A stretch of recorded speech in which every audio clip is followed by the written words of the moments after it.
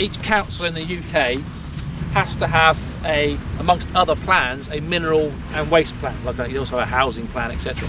The mineral and waste plan is obviously something that we're interested in because we're involved in the mineral part of the business. So each council has to have a plan, and every sort of 15 or 20 years they have to renew the plan. And the plan has to say that, say for example, if I use Dorset as an example, in Dorset, Dorset currently produces in the region of 250,000 tonnes a year of limestone.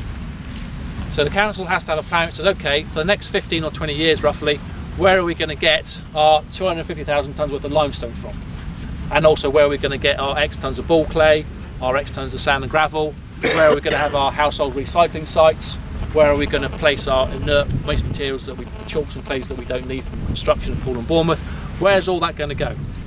So what the council does is they come out to the operators, e.g. ourselves, and say, okay, well you've currently got a limestone quarry and you're providing about half of what is produced in Dorset at the moment. What can you provide for the future?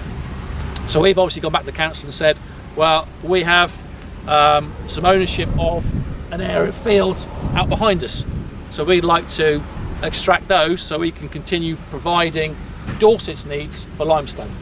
Yes, it's a business for us, and we employ people and etc. to do that, but it's what the people who live in Dorset need, obviously, to continue building and supporting our sort of infrastructure and everything that we do. So at the moment, the cycle is at the point where the operators have all put in their proposals, the council has done consultations with members of the local public, and hopefully by about October or November this year, the council will formalise and present its proposals. Obviously Purbeck, we employ around about 35 people in terms of lorry drivers, people who work in the quarry, office staff, managerial, sales staff. So it's a fairly major employer on Isle of Purbeck.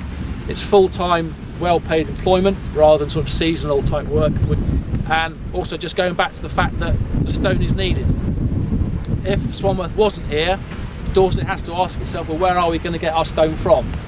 And the alternatives are potentially Portland. But as I said previously, Portland are focused on dimension stone, not aggregate crushing. And also Portland, from Poole and Bournemouth, which is the main usage of stone, is another 20 miles further away. The next source for limestone is the Mendips. And the Mendips are like 60 miles away.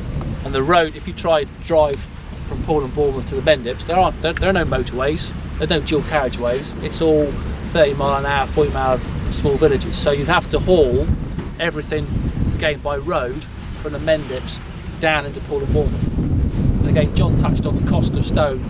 The cheapest way to move stone is in a large articulated vehicle, which will carry about 28 tonnes. Our normal road vehicles will carry between 10 and 20.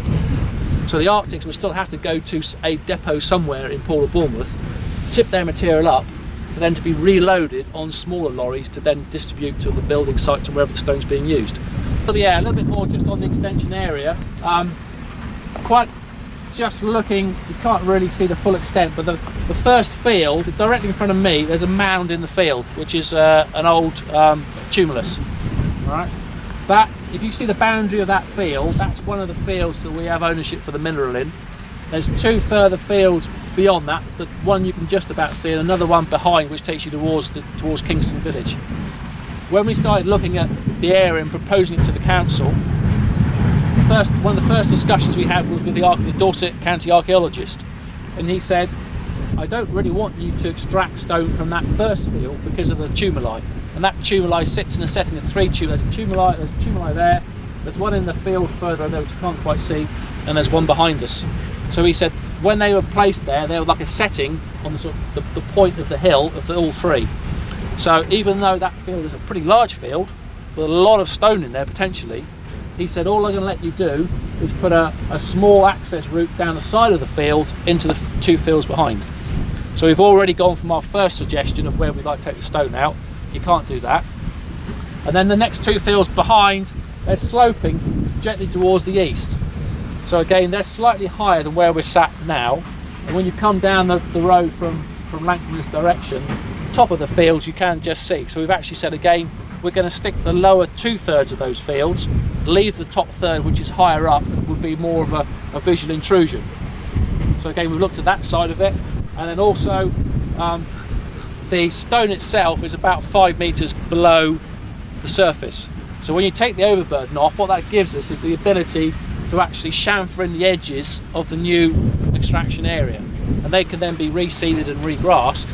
So again, when you drive around the area, all you actually see is the sides of the dip. So when you drive along the top road, if you do look across, you can just see the top of the overburden when you look at the road. But because that's weathered and worn, that doesn't really cause much of a visual impact. So by the time you've, as I said, not done the first field, 2/3 of the next field, stones lower down, batter the edges, a few low-level screening buns, you start actually, the quarry operation starts to get lost in the ground.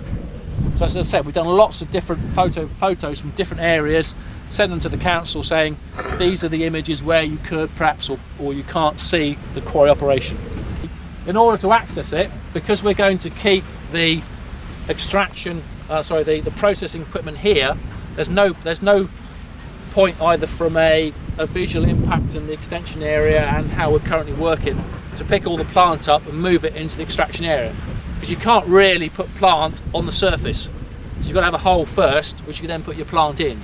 So if we said, okay, we're going to move all the plant over there, we'll take off the top 5 or 6 meters, and then we're going to build a nice big crusher right in the middle. Well, you know, that would be you would see that from a long way away. So we're saying no, we'll restore everything around as much as we can when we've finished, and just leave this area down there in the workshop, but we'd access it by a short bridge across the valley just into the side of that hill. Now, where the 2 lorries are sat, if you can just imagine, on the other side of that, behind their tail beds, is a fairly steep side to the valley. Then you've got the footpath at the bottom, then you've got the gentle wooded slope you can see on the far side. So we would have to go across and put a V-cut into the side of that coombe, down through the first field into the 2 fields beyond where we're going to extract from. Okay, so there, we have to accept there will be a single span steel girder bridge across the footpath, but that will be at about a 6 metre height above the footpath, not down level. So again, with quarrying, there will be something there.